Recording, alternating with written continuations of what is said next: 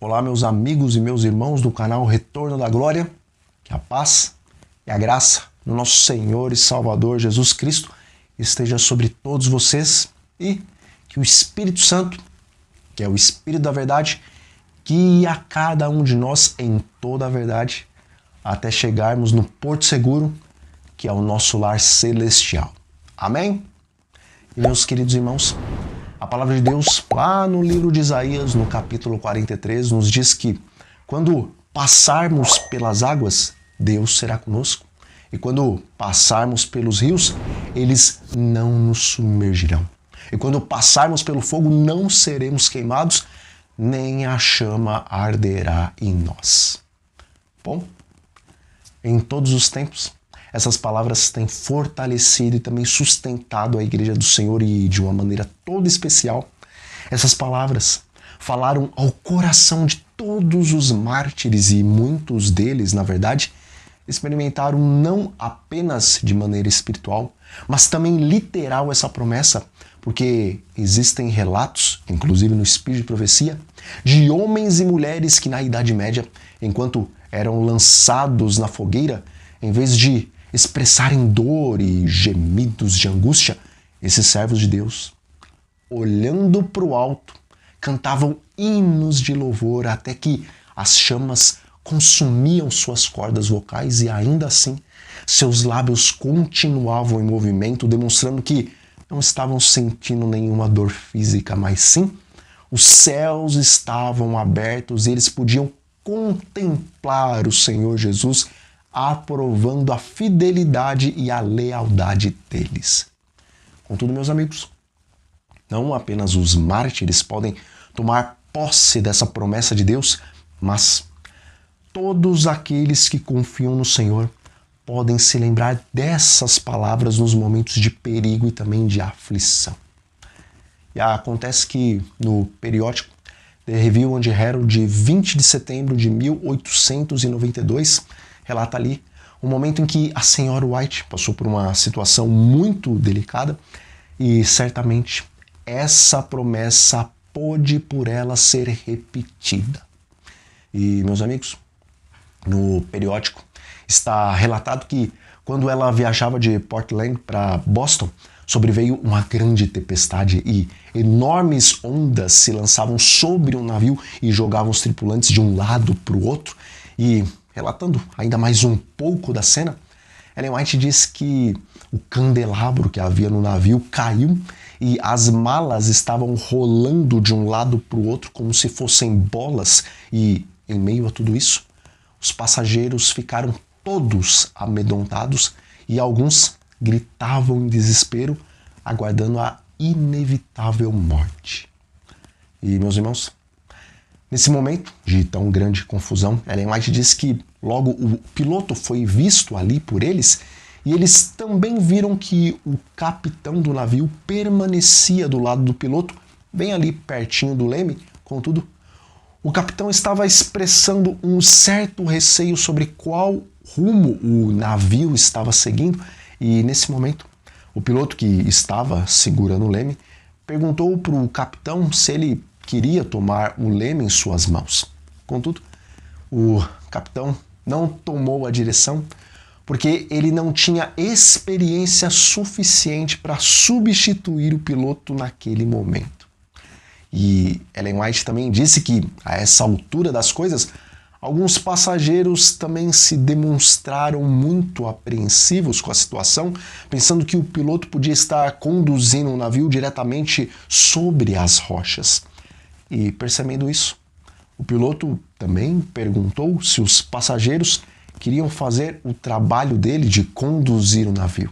Mas nenhum deles se atreveu a aceitar essa tremenda responsabilidade, porque eles sabiam que não eram capazes de lidar com o leme daquele navio. E, resumindo a história, meus irmãos, nesse momento, Ellen White permanecia calma, porque ela sabia que Deus tinha uma missão para eles lá em Boston, e por isso nenhuma tempestade iria afundar aquele navio, mas ele iria chegar em segurança até o seu destino.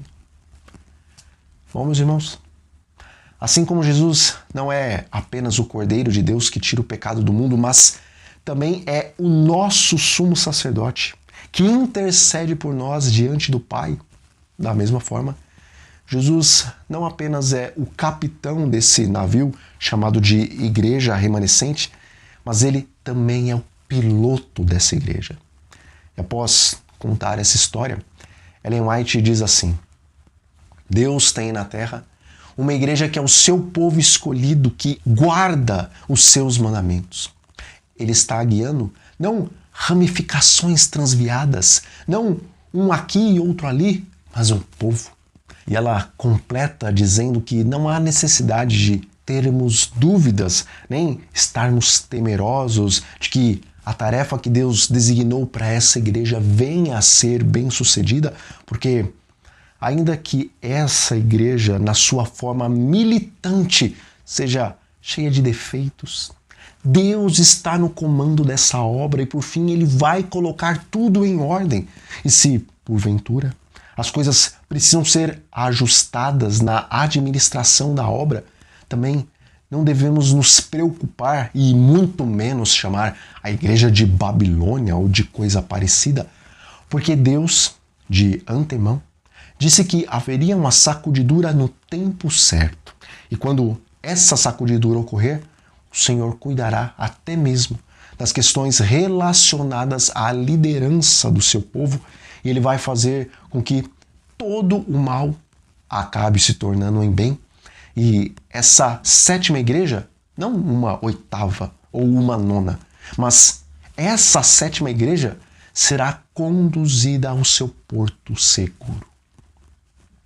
Amigos, essa meditação do Espírito de Profecia, que também podemos achar parte dela lá no Devocional Maranata, no dia 1º de maio, ela serve tanto para a nossa vida pessoal, com relação às provas, e ela também serve para a nossa situação como igreja, com relação às dúvidas que podem surgir.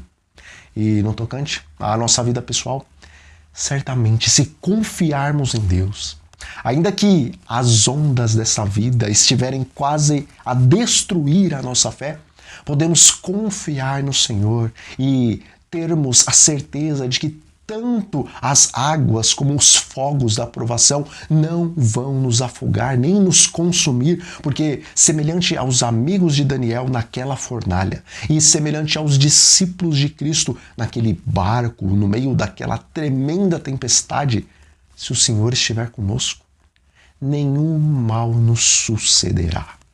Amém? E com relação à situação da apostasia ômega que a igreja vive nesse momento, Deus, há milênios, no céu, já demonstrou que o território dele não pode ser tomado por Satanás, porque no momento certo é Satanás, com os seus aliados, que é expulso. E no tocante a esse movimento profético, o Senhor não vai vomitar a sua igreja e levantar uma outra, mas semelhante à primeira batalha desse grande conflito, serão os seguidores de Satanás que serão vomitados e expulsos da igreja.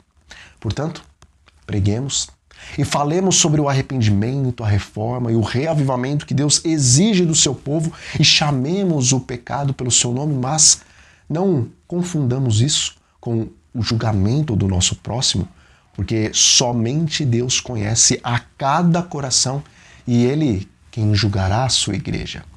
E enquanto advertimos e exortamos os nossos irmãos, busquemos viver a verdade que pregamos para que nós mesmos não sejamos considerados como reprováveis diante do Senhor. Amém? Bom, meus amigos, nós vamos ficando por aqui. Então, um grande abraço a todos vocês e até a próxima.